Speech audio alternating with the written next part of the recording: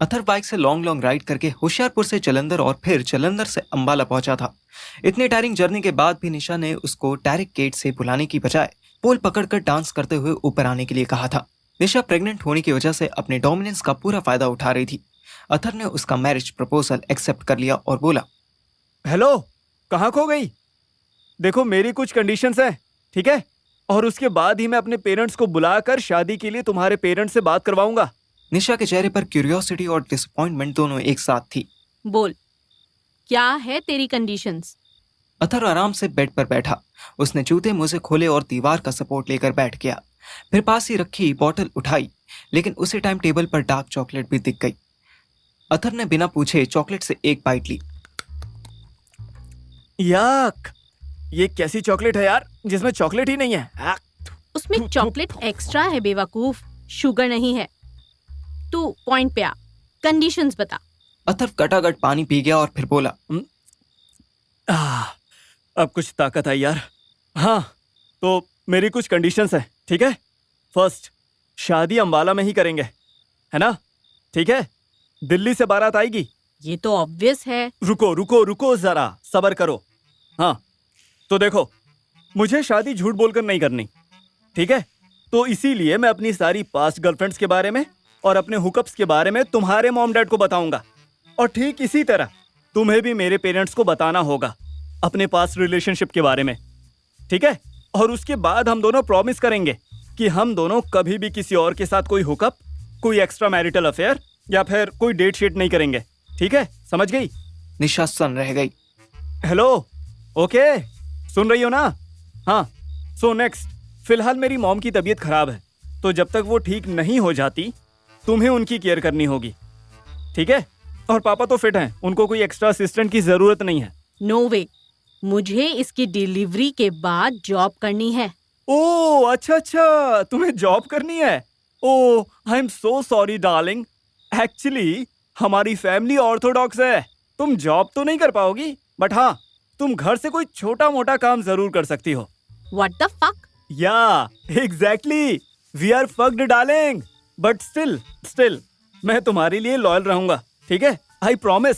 और हाँ, one more thing. अब क्या है? देखो डार्लिंग, बात यह है कि अभी मेरे पास जो जॉब है ना, वो मैं शादी के बाद नहीं कर सकता, तो इसीलिए जब तक मुझे न्यू रेस्पेक्टेबल जॉब नहीं मिल जाती तब तक के लिए तुम्हें मिनिमम में ही एडजस्ट करना होगा।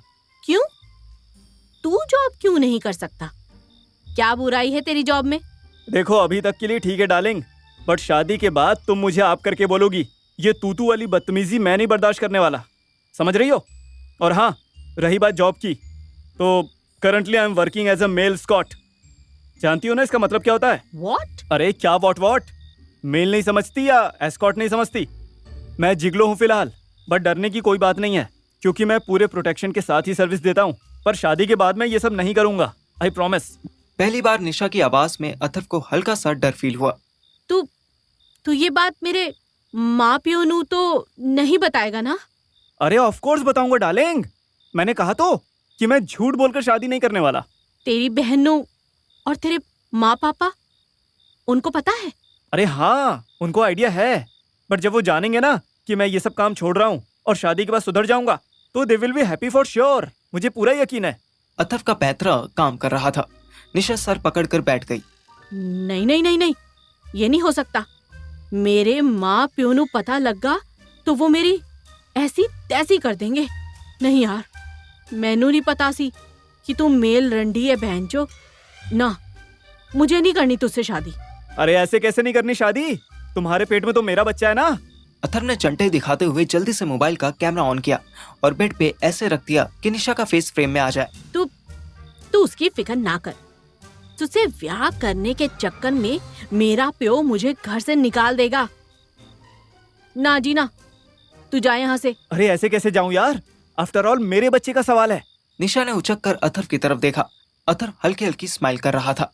ओहो, अब समझी। क्या समझी? जा, तू बुला ले अपने माँ प्योनू। जा, मैं राजी हूँ। अब अथर के हिलने की बारी थी। उसके चेहरे से स्माइल नाम की चिड़िया फुर होकर उड़ी और निशा के चेहरे पर बैठ गई। आर यू सीरियस ना? मैं सच में बुला लूंगा, सोच ले। हाँ, जा बुला। 1 मिनट, बुलाइए, जाइए जी वुड बी पतिदेव, ठीक है।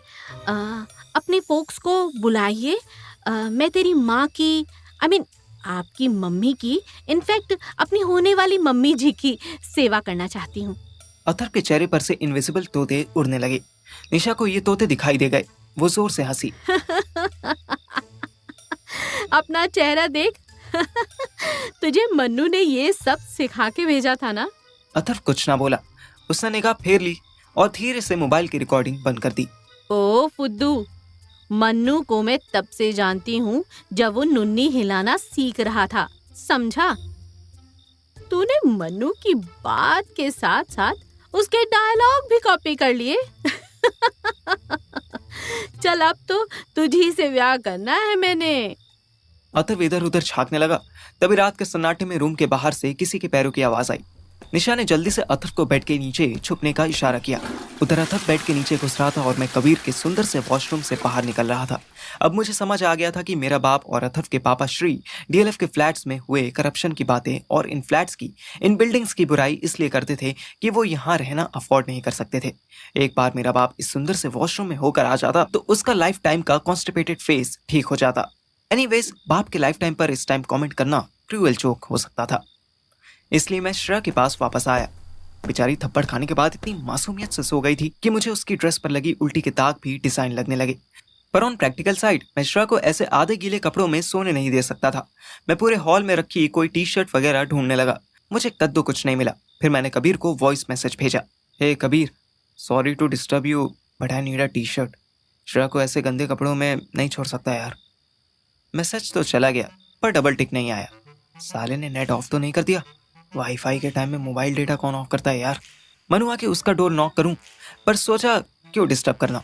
हालांकि मेरे अंदर छुपी चुगली चाची टाइप आंटी की वजह से मुझे क्यूरियोसिटी तो बहुत हो रही थी, पर फिर मैंने ये सोचकर खुद को रोक लिया कि क्या पता लड़का अंदर मास्टरबेट कर रहा हो और मेरे डिस्टर्ब कर देने से मुझे पीट पीट कर घर से बाहर भगा देगा। अथर्व भी शहर में नहीं था कि मैं बैकअप बुला पाता। Baby fuck me please। यार तू सपने में भी पॉनअप देख रही है क्या? बेहोशी में भी चुप नहीं हो सकती। साला मैं और अथर्व स्वीटी, आयशा भाभी, राधिका मैम और यहाँ तक कि मुन्नी को महा ठरकी औरत समझते थे, पर आज पता चला कि अंदर से तो हर लेडी ठरकी थी। बस कोई सबसे छुपा लेती थी, कोई मोस्टली छुपा लेती थी और कोई किसी से नहीं छुपाती थी। फाइनली मैं श्रेया के पास गया और उसकी ड्रेस खोली। बेहोश पड़ी श्रेया जागती हुई श्रेया से ज्यादा भरी लग रही थी। थैंक गॉड उसकी ब्रा अभी भी ड्राई थी। मैंने ड्रेस साइड में की और अपनी टी शर्ट उतार कर उसको पहना दी। मैं ही जानता था कि इस उतारने पहनाने में मेरी कितनी ताकत लगी थी। पूरी जिम ट्रेनिंग एक ही रात में वसूल हो रही थी। मैं वॉशरूम जाकर उसकी ड्रेस धोने लगा। ड्रेस रगड़ते रगड़ते मुझे हंसी आ गई। वाह बेटा पार्थिव, अच्छे पति बनने के सारे गुण आ रहे हैं तुझमें। इन फ्यूचर तेरी बीवी शराब पीकर आई तो आज का एक्सपीरियंस काम आएगा। रात के 3 बजे जब मैं फ्री होकर श्रेया के पास आया तो देखा वो सोफे पर पूरी फैलकर पीठ की तरफ फेस करके खराटे मार रही थी। सोफे की शीट्स बहुत बड़ी थी। मैंने एसी तेज किया, लाइट खुली छोड़ दी और श्रेया को थोड़ा सा खिसक कर उसके साथ ही लेट गया। मैंने उसे कस के पकड़ लिया और आंख बंद कर ली। मुझे पता ही नहीं चला कि कब मुझे नींद आ गई। ये नींद तब खुली जब क्या यार श्रेया, मैं सोफे से नीचे गिर गया। एक्चुअली मैं गिरा नहीं था, मुझे श्रेया ने लात मार के गिराया था। उसका नशा उतर चुका था। वो बहुत धीरे से बोली, सॉरी, आई थॉट कोई जबरदस्ती मुझे पकड़ रहा है। You thought? सीरियसली? ये पावर है तेरे पास? तू अगर सोचने समझने की शक्ति रखती तो यहाँ ऐसे किसी रैंडम फ्लैट में नहीं मिलती। डोंट मत करना। आई एम सॉरी, मैं बहुत टेंस थी। बहुत बड़ी परेशानी थी ना तेरे सामने। ओफो, बोला ना डोंट मत कर। ऑलरेडी हेडेक हो रहा है। हैंगओवर कहते हैं इसे। नींबू पानी पिएगी? श्रेया ने हल्की से गर्दन हिलाई। मुझे पानी निकालते वक्त फ्रिज में नींबू दिखा था। मैंने टाइम देखा, 3:30 हुए थे। नींबू पानी बनाते बनाते मैंने श्रेया को सारी कहानी बता दी। 2 गिलास खट्टा पानी पीकर लड़की थोड़ी लाइन पर आ गई। अब बेटर लग रहा है। मैंने स्माइल पास की और उसके हाथ से गिलास ले लिया। सुन। मैं रुका, उसकी तरफ मुड़ा। मुझे उसकी आंखों में वो इमोजी दिखने लगा जिसमें आइस की जगह रेड हार्ट बना होता है। I love you. मेरे पेट में बटरफ्लाईज उड़ने लगी। मैंने जल्दी से ग्लास रखा और उसको कस के गले लगा लिया। इस बार रिस्क ना लेते हुए हम दोनों ही जमीन पर लेट गए। मैं तो थका हुआ था मुझे कब नींद आ गई पता ही नहीं चला, लेकिन वो तो 5 घंटे सो चुकी थी। प्लस उसके मन में भी वही क्यूरियोसिटी डांस करने लगी थी कि कबीर ने रूम में घुसने से क्यों मना किया था। मुझे सोता छोड़ श्रेया धीरे धीरे उसके रूम पर पहुंची। डोर को धक्का दिया, नहीं खुला। कैसे खुलता, अंदर से लॉक किया हुआ था। श्रेया की क्यूरियोसिटी अभी भी शांत ना हुई। उसने की होल से अंदर झांकने की कोशिश की। वो 20 सेकंड बाद ही मेरे पास दौड़ती हुई आई और मुझे हिलाने लगी। पार्थिव, चल चल यहाँ से। मैं हड़बड़ा के उठा। क्या हुआ, नींबू पानी खत्म हो गया क्या? शट अप यार, उठ जल्दी चल। मैंने उसके रूम में झांक के देखा।